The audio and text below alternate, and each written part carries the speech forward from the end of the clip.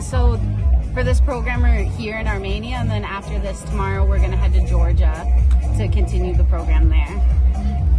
Այժմ մենք այստեղ Հայաստանում ենք լինելու մեր ծրագրով հաջորդիվ կմեկնենք Վրաստան.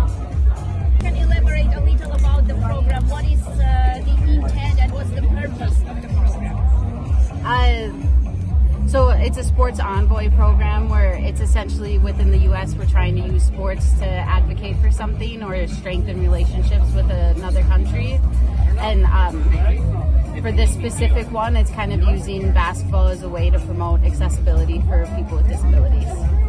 Սպորտային բանագնացների ծրագրի նպատակը մենք Միացյալ Նահանգներում այն իրականացնում ենք եւ փորձում ենք հարաբերություններ կապեր ձևավորել այլ երկրների հետ սպորտի միջոցով եւ այժմ Հայաստանում գտնվելով ամասայլակով բասկետբոլի միջոցով մենք փորձում ենք բարձրացնել իրազեկվածությունը հասանելիության, մատչելիության հարցերի շուրջ եւ մարզաձևերի հետ կապված նաեւ.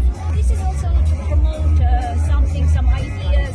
So what's your message? What is it that you want to convey people around the world about persons with disabilities? So maybe you want just to make it clear and understandable to everyone that having a disability it is not like a limiting factor.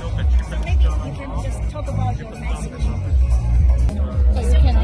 Now you can answer. We're ready. Yeah, I think like a lot of times when people get a disability, they think that their life is over, but it's just a different way of living. And our goal is to make the world more accessible so every person can be included and can feel confident and live an independent life.